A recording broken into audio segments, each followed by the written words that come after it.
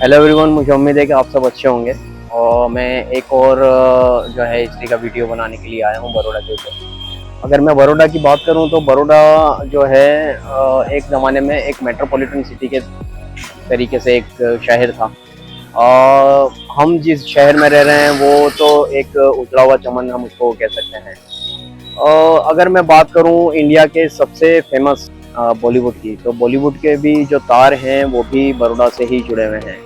अगर मैं बात करूं दादा साहेब फाल्के अवार्ड की, आपने जो है वो सुना होगा। दादा साहेब फाल्के जो थे वो भी बड़ौदा से ही ताल्लुक़ रखते थे, और आज हम उसी के बारे में बात करने वाले हैं। तो आप इस वीडियो को आखिर तक देखते रहिए और सब्सक्राइब ज़रूर करिए। हमारे जो है 1000 सब्सक्राइबर होने में अभी और 700 सब्सक्राइबर बाकी हैं, तो मैं आपसे ये दरख्वास्त करूँगा कि आप मेरी चैनल को सब्सक्राइब ज़रूर करें। दादा साहेब फाल्के अवार्ड की अगर मैं बात करूं तो दादा साहेब फाल्के अवार्ड जो हैं किसी भी अदाकार या कलाकार के लिए एक ऐसा अवार्ड है, और यह ऐसी नवाजिश है जो उनके लिए एक बहुत बड़ा तोहफा जो है हम कह सकते हैं, और यह होना भी चाहिए, क्योंकि ये अवार्ड जो है उस शख्स के नाम है जिसने हिंदुस्तान की पहली पूरी मुकम्मल लंबाई वाली एक फिल्म बनाई थी जिसका नाम था राजा हरिश्चंद्र। उस फिल्म के चलते जो है आज बॉलीवुड इस उरूज पे है जिसे हम आज देख रहे हैं, जिस लेवल पे आज हम बॉलीवुड को देख रहे हैं। दादा साहेब फाल्के का ये जो साकार कारनामा जो था, ये शायद वो नहीं कर पाते अगर उनके पीछे उनकी बीवी का सपोर्ट नहीं होता। जैसे कि हम कहते हैं कि हर कामयाब मर्द के पीछे एक औरत का हाथ होता है। इस काम के पीछे, दादा साहेब फाल्के के इस काम के पीछे उनकी बीवी जो है सावित्रीबाई फाल्के का बहुत बड़ा हाथ था, उनका बहुत बड़ा कंट्रीब्यूशन था, जिसके चलते जो है हिंदुस्तान को उसकी पहली मुकम्मल एक पूरी लंबाई वाली फिल्म मिली, और इस तरह से जो है बॉलीवुड का सफ़र वहाँ से शुरू होता है। दादा साहेब फाल्के 30 अप्रैल 1870 को नासिक के करीबी शहर त्रिभंकेश्वर में एक पंडित खानदान में पैदा हुए। उन्होंने मुंबई के जे स्कूल आर्ट से तालीम हासिल की और बाद में वडोदरा के कला भवन से स्कल्पचर, इंजीनियरिंग, ड्राइंग, पेंटिंग और फोटोग्राफी की तालीम हासिल की। और सन 1886 में दादा साहेब फाल्के ने जो है अपना एक फोटो स्टूडियो भी जो है गोधरा में शुरू किया, और वो अपनी ज़िंदगी में जो है काफ़ी अच्छा कर रहे थे। और अचानक ही उन पर एक बहुत ही बड़ी मुसीबत टूट पड़ी। 1899 में एक बोबोनिक प्लेग जो है मुंबई में फैल गया, जिसके चलते जो है उनकी बीवी का इंतकाल हो गया, वो डेथ कर गई उस वक्त, और जिसकी वजह से जो है दादा साहेब फाल्के की लाइफ में जो है काफ़ी अनस्टेबिलिटी आ चुकी थी।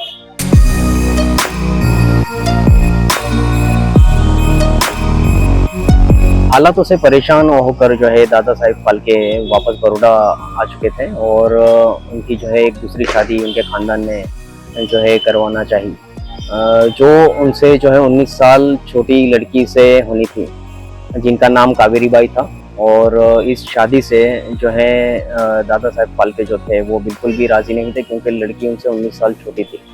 लेकिन ख़ानदानी दबाव के चलते शादी करनी पड़ी, और आगे चल के जो है उनकी ये शादी जो है कामयाब रही।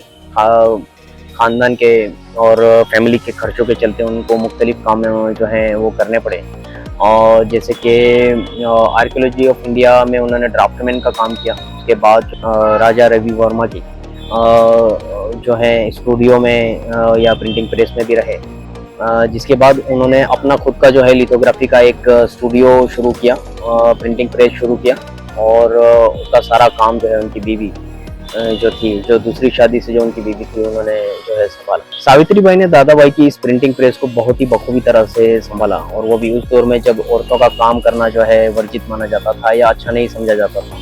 उस दौर में सावित्रीबाई जो है बिल्कुल प्रोफेशनलिज्म के तौर पर उस स्टेज पर आकर जो है इस प्रेस को मैनेज किया करती थी, और काफ़ी अच्छे से जो है उन्होंने इस प्रेस को चलाया और इसके काम को आगे बढ़ाया। बहरहाल प्रेस का जो है माली हाल ठीक नहीं था, जिसके चलते दादा साहब को वापस मुंबई जाना पड़ा और वहीं पे उन्होंने अपना काम को जो है आगे बढ़ाना ज़रूरी समझा।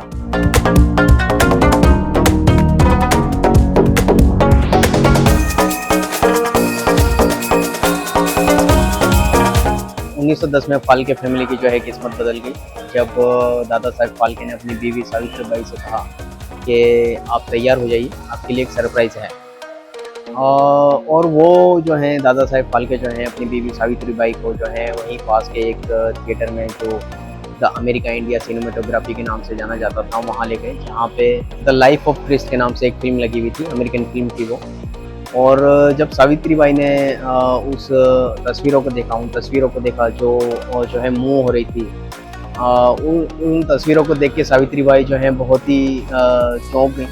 उनको ये काफ़ी सरप्राइजिंग लगा और जिसके बाद जो है उनकी ज़िंदगी का जो है आगे का सफ़र शुरू होता है। और उसी फिल्म को देखने के बाद जो है दादा साहब फाल्के ने अपनी बीवी से कहा कि हम एक फिल्म जो है हम एक हिंदुस्तानी फिल्म बनाएंगे। और जहाँ तक फाल्के के ख़ानदान की मैं बात करूँ तो उनके ख़ानदान ने जो है उनके इस डिसीजन का काफ़ी जो है विरोध किया और कई लोगों ने तो उनके इस डिसीजन का मजाक भी उड़ाया।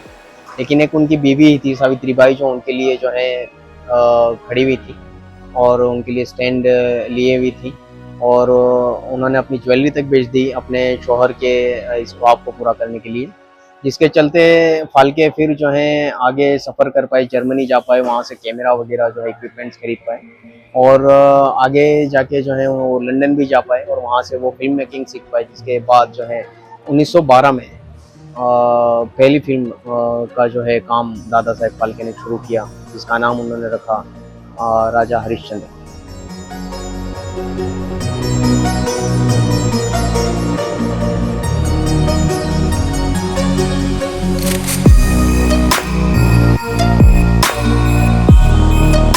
उस वक्त जो है सावित्रीबाई फाल्के जो हैं वो 20 साल उम्र की जवान लड़की थी और वो कई रोल अदा कर रही थी इस फिल्म के अंदर, स्पेशली बिहाइंड द कैमरा।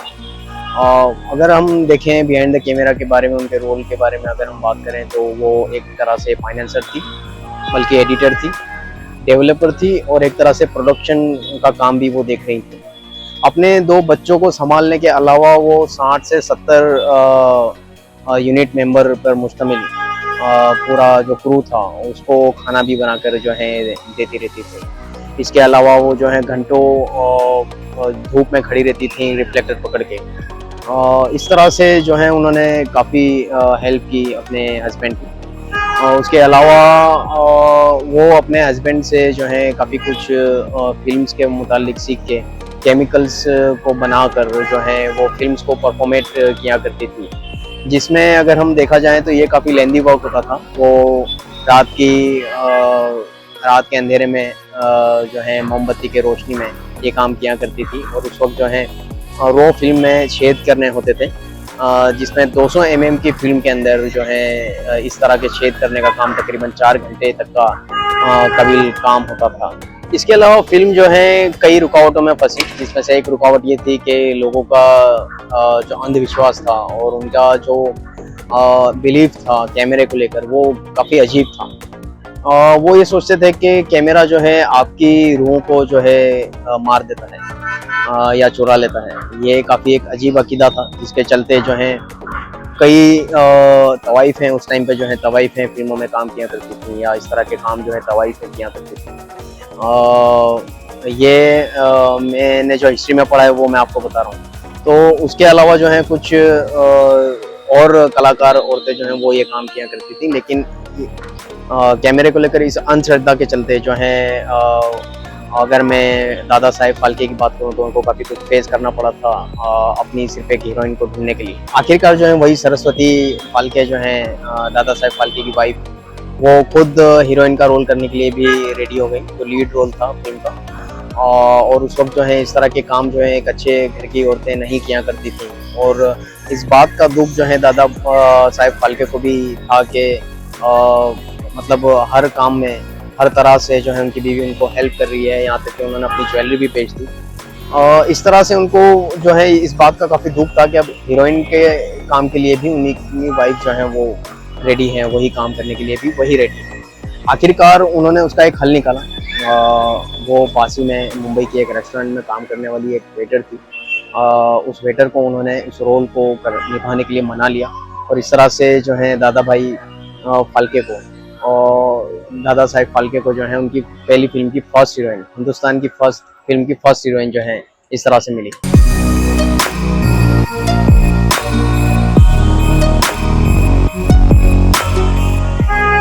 29 अप्रैल 1913 को हिंदुस्तान की पहली फिल्म जो है आखिरकार बन के तैयार थी, और काफ़ी सारी रुकावट के बाद जो है वो फिल्म जो है बॉम्बे ओलंपिया थिएटर में जो है रिलीज़ की गई और बेहद कामयाब रही। दादा साहेब फाल्के ने तकरीबन 50 के करीब जो हैं उनकी फिल्में बनाई और 25 के करीब जो है शॉर्ट फिल्में बनाई। उसके अलावा जो है अन्ना सालुंके भी एक बहुत ही कामयाब फिल्म स्टार बन गई। उन्होंने भी 5 फिल्मों में काम किया। आगे चल के उन्होंने जो है हिंदुस्तान की एक ऐसी पहली फिल्म जिसमें डबल रोल किया गया, उसका भी शर्फ उन्हें हासिल है, और इस तरह से उन्होंने डबल रोल का किरदार निभाया। वो फिल्म थी लंका दहन। लंका दहन में उन्होंने हीरो और हीरोइन का दोनों का रोल जो है निभाया, और वो भी बहुत ही कामयाब एक्ट्रेस बन गई। इस दरमियान अगर मैं सरस्वती बाई फाल्के की बात करूं तो सरस्वती बाई फाल्के जो हैं अपने हस्बैंड की जो है ख्वाबों को पूरा करते देख वो काफ़ी खुश थी, और आगे चल के जो है वो अपने घरेलू कामों में व्यस्त हो गई, उसमें बिजी हो गई। और 1944 में जब दादा साहेब फाल्के का इंतकाल हुआ, उसके बाद जो है उन्होंने अपने शौहर के साथ जो कुछ भी ज़िंदगी का जो भी सफ़र जो है उन्होंने तय किया, उसके ऊपर एक बायोग्राफी लिखी, और जो कि आगे जाके जो है अगर हम अभी के रिकॉर्ड्स की बात करें तो वो बायोग्राफी जो है कहीं खो चुकी है। अभी वो कहीं हम नहीं देख पा रहे हैं। ये एक अफसोस की बात है कि इतनी ज़बरदस्त बायोग्राफी का जो है रिकॉर्ड हमारे पास नहीं है। बहरहाल मुझे उम्मीद है कि आपको मेरा वीडियो काफ़ी पसंद आया होगा, और इस तरह की जो है वीडियो मैं आपके लिए लेकर आता रहूँगा। मैंने ये चैनल जो है सिर्फ वडोदरा की हिस्ट्री के लिए नहीं बनाई है। मैं बहुत ही जल्द जो है आउट ऑफ बड़ौदा भी निकलूँगा, और इंशाल्लाह आउट ऑफ गुजरात भी निकलूँगा, और इंडिया की हिस्ट्री और स्टेट की हिस्ट्री के बारे में बात करूँगा। तो आप मुझे एंकरेज करिए, आप मुझे थोड़ा सा हौसला दीजिए, मेरी चैनल को सब्सक्राइब करिए, लाइक करिए, शेयर करिए, और आपके जो भी सजेशंस हैं या आपके कोई भी क्वेश्चंस हैं या आपके कोई भी कमेंट हैं, अगर आप मेरे वीडियो को अनलाइक कर रहे हैं तो प्लीज़ एक कमेंट में बता दीजिए कि आप क्यों अनलाइक कर रहे हैं। उसके अलावा ऐसे ही बने रहिए एपिक रूट्स विद आसिम के साथ। Thank you.